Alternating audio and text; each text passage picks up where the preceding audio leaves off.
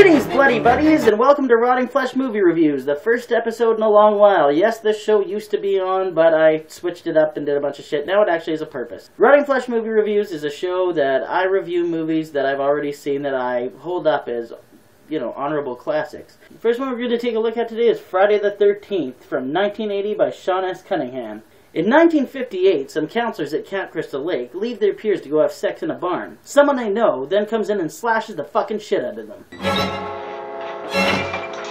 21 years later, a girl named Annie goes to the camp to become a counselor. She must have heard about all the gratuitous sex and heroin parties. As the story goes on, we see a rather cliché slasher story unfold. As we all know, the hockey mask killer Jason kills a bunch of slutty, sexy dopers, right? Wrong, dumbass! If you're a complete butt and you don't know the ending, I'm about to spoil it for you. Yes, we get nudity and fairly graphic violence thanks to horror special effects artist Tom Savini, but we also get an unlikely killer. Kill her, Mommy! Kill her! Especially because we don't even see her till the end of the movie. What the fuck?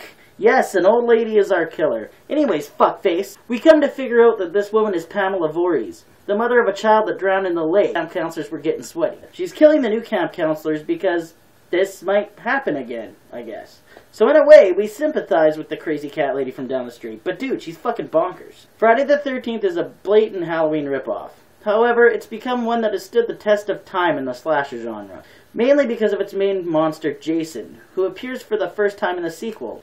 Saying that, I believe the first movie in the franchise is not even at all considered the best one. The movie's strength is definitely its special effects, done by Tom Savini, and the atmosphere is dead on.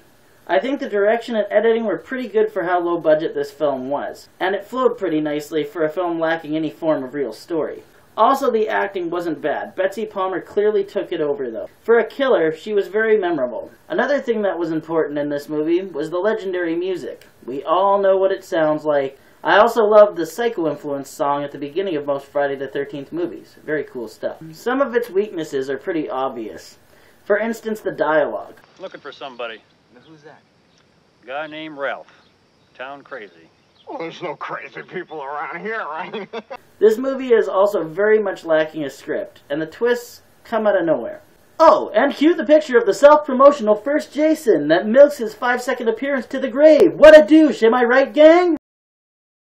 All in all, Friday the 13th is a good slasher movie, but in no way perfect. I can watch it during a marathon, but if I was to pick one in the series, this would honestly be the last on my list. However, if you haven't watched it and like the Friday the 13th franchise, and you're one of those freaks of nature that somehow missed out on this movie, then guess what, slut? Watch it, pussy! I'll give this movie 5 gilfs out of 10. I'm looking your way, Betsy Palmer. Well, anyways, guys, thanks for watching the episode of my show. Feel free to tune in every single time I make an episode of my show because I need you to get popular. That Magic Production.